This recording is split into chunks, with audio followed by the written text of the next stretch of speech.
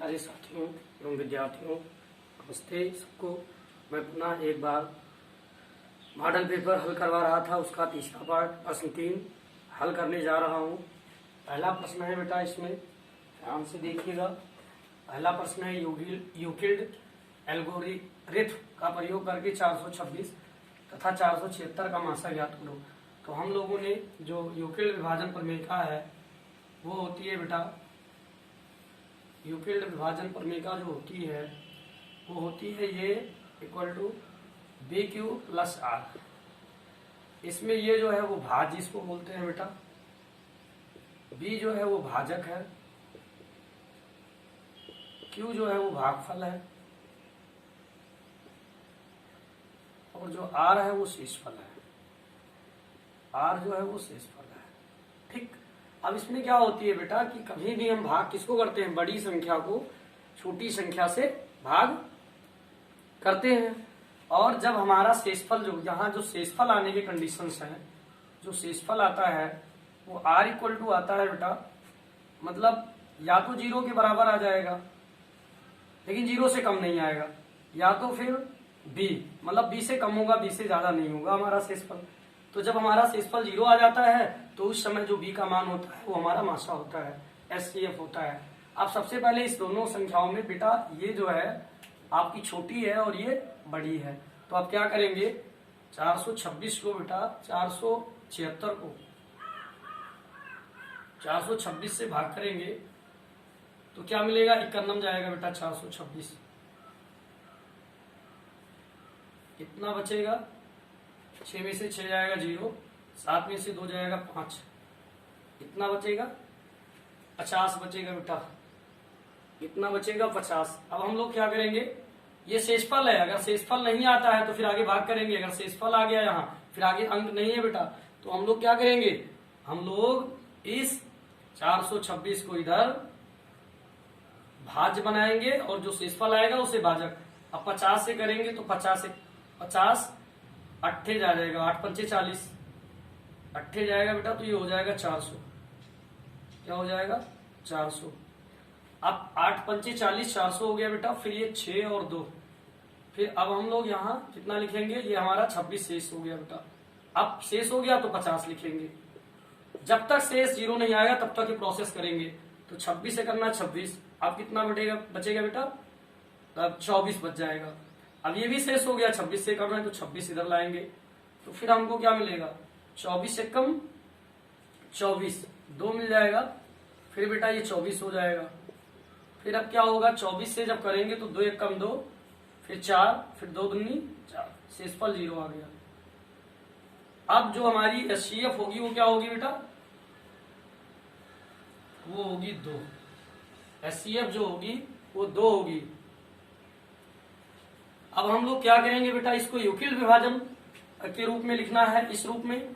तो सबसे पहले ये समझो जो बड़ी होती है उसे भाज्य मानेंगे, तो भाज्य हमारा इसमें क्या दिख रहा है, ये हो जाएगा, ये बी हो जाएगी और ये क्या हो जाएगी आर, मतलब ये क्यू होगी। ठीक, और ये वाली आर बनती जाएगी। ऐसे सब में होता जाएगा बेटा। तो हम लिखेंगे 476 को भाग 426 से किए हैं, तो भागफल कितना आया बेटा, 1 आया। भागफल कितना आया, 1। भागफल 1 आया प्लस शेषफल जो है वो 50 आया। इसमें ये होता है कि ये बढ़ती जाएगी ऐसे, ये वाली यहाँ आएगी अगली स्टेप में, ये वाली यहाँ आएगी इसके स्थान पे। ठीक, ये वाली चली जाएगी, ये वाली यहाँ आ जाएगी और जो भी शेष आएगा नया उसको लिखेंगे। तो ये 426 पहले लिखेंगे बेटा, फिर ये 50 आ जाएगा इधर।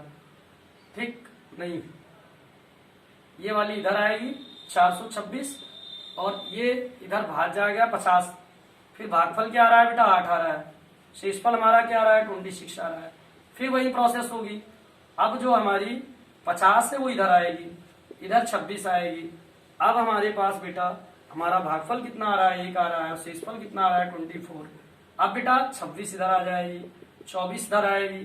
भाग करने से भागफल 1 आता है, शेषफल बेटा कितना आता है, 24 से भाग करने पर शेषफल 2 आ रहा है। अब क्या होगा, फिर वही 24 इधर आएगा बेटा और 2 से भाग करने पर 12 आएगा और शेषफल 0। और जिस समय शेषफल 0 हो जाता है बेटा उस समय ये जो मिलेगा वो मासा होगा हमारा, मासा बराबर हो जाएगा बेटा हमारा 2। चलो फिर दूसरे प्रश्न की तरफ बढ़ते हैं बेटा। दूसरा प्रश्न है, इसको अच्छे से देख लेना बेटा। दूसरा प्रश्न है हल संख्या 3 का खा। इसमें हम लोग क्या देखते हैं, दिया है बेटा कि के किस मान के लिए रैखिक समीकरण युग्म के एक्स प्लस वाई बराबर के स्क्वायर तथा के मतलब x plus k y equal to 1 के अनंत अनेक हल होंगे। तो सबसे पहले बेटा ये आपका दो चर वाला रैखिक समीकरण है, और दो चर वाले रैखिक समीकरण का जो मानक रूप होता है वो है बेटा, दो चर वाले रैखिक समीकरण का मानक रूप वो होता है A X plus B Y plus C बराबर 0। ये मानक रूप है दो चर वाले रैखिक समीकरण का, रैखिक समीकरण का। ठीक, तो हमारे पास यहाँ दो समीकरण है, k x plus y equal to k square, और दूसरा वाला जो है बेटा वो है x plus k y equal to 1। अब इसको अगर इस रूप में लिखेंगे, इसके रूप में, तो के इधर आएगा, तो के एक्स प्लस वाई माइनस के स्क्वायर इक्वल टू 0। और इसको लिखेंगे बेटा तो ये क्या हो जाएगा, x plus k Y minus 1 equal to 0। ये इक्वेशन फर्स्ट हो जाएगी, इक्वेशन सेकेंड। और इस इक्वेशन से तुलना करेंगे तो जो समीकरण फर्स्ट होगा बेटा, यहाँ फर्स्ट, यहाँ सब 1 लिखते चले जाएंगे, A1 B1 और C1।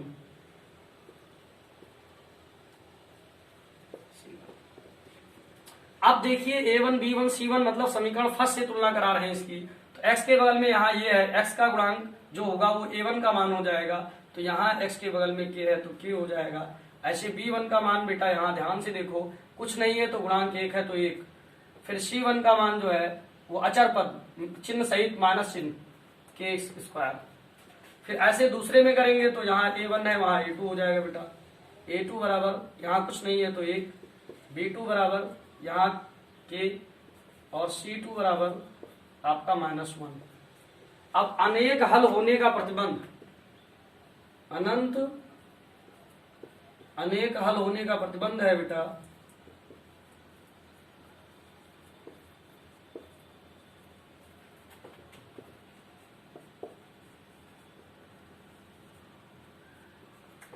प्रतिबंध जो है वो है A1 by A2 equal B1 by B2 equal C1 by C2।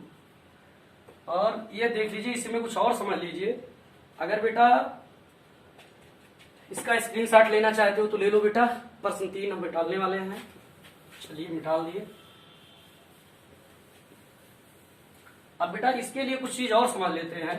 अगर ये तो दो चर वाली रैखिक समीकरण जो होती है ये एक सीधी रेखा को प्रदर्शित करती है। अगर आपके पास दो समीकरण है तो दो रेखाएं प्रदर्शित होंगी। ठीक, अगर ये इस कंडीशन में है A1 बटा A2 does not equal B1 by B2, तो जो हमारा दोनों दो चर वाला रैखिक समीकरण होगा, अलग अलग दो समीकरण, उसका अद्वितीय हल होगा, अद्वितीय हल, अद्वितीय हल।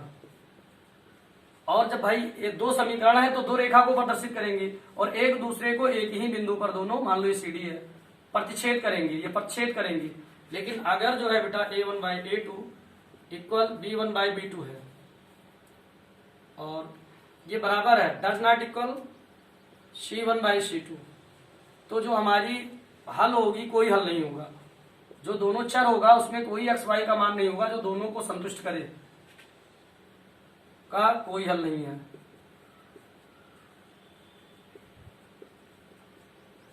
इस कंडीशन में दोनों रेखाएं एक दूसरे के पैरेलल होंगी, कभी नहीं काटेंगी। जो तीसरा कंडीशन है वो ये वाला है बेटा, इस कंडीशन में दोनों रेखाएं, इनका अनेक हल होगा, अनेक हल। अनेक हल क्यों होगा? क्योंकि बेटा दोनों रेखाएं ए बी, ये तो ए बी और सी डी था, ए बी और सी डी, ये मान लो ए बी है हमारे पास और सी डी भी इसी पर रहेगा, एक ही रेखा को प्रदर्शित करेंगी। अर्थात इस कंडीशन में बहुत सारे हल होंगे, बहुत सारे ऐसे बिंदु होंगे जिस पर से दोनों होकर के गुजरेंगी, तो सब सारे बिंदु इसके हल हो जाएंगे। इसको संपाती बोलते हैं और इसको बोलते हैं बेटा समांतर, और इसको बोलते हैं प्रतिच्छेद बिंदु, प्रतिच्छेद करती, यहाँ पर छेद बिंदु ये है। अब इसको हल करेंगे बेटा, ध्यान से देखो, तो a1 का मान हमारे पास जो है वो k है, k बाई 1 हो जाएगा। ऐसे b1 का मान 1 बटा k हो जाएगा। ऐसे c1 का मान माइनस k बेटा का स्क्वायर बटा -1, ये कट जाएगा। अब हम इसको दो बार हल कर सकते हैं, इसको साथ ले लो, इसको ले लेंगे तो ये देखो k का स्क्वायर हो जाएगा, इधर भाग इधर गुणा, तो k का पावर 2 हो जाएगा बेटा, और a के कर्नम 1 हो जाएगा। अब k का स्क्वायर हटेगा तो अंडर रूट हो जाएगा, तो 1। अब अंडर रूट से बेटा वर्गमूल निकालेंगे तो ±1, या मान लो इसको हम ले लेते हैं, पुनः इसको एक साथ ले लेते हैं, तो ये बचेगा 1 बटा k equal to k square बटा 1, ये k का घात 3 इक्वल टू 1 हो जाएगा बेटा। अब a का कोई भी करो घनमूल चाहे वर्गमूल सब एक, तो k के दो मान हमको मिल रहे हैं यहाँ पे बेटा, k के दो मान, एक तो मिल रहा है हमारा +1 और -1 दोनों। अब बेटा चलिए इसका स्क्रीनशॉट ले लीजिए आप लोग बेटा। तीसरा प्रश्न है 7.6 सेमी लंबा एक रेखाखंड खींचिए और 5:8 के अनुपात में विभाजित कीजिए, 5:8 के अनुपात में विभाजित कीजिए। चलिए देख लेते हैं बेटा। वैसे तो इसका मैं अलग से एक वीडियो रचना वाला बनाऊंगा अलग से, लेकिन वैसे बता देते हैं इसको यहाँ हम लोग कि कैसे क्या करते हैं।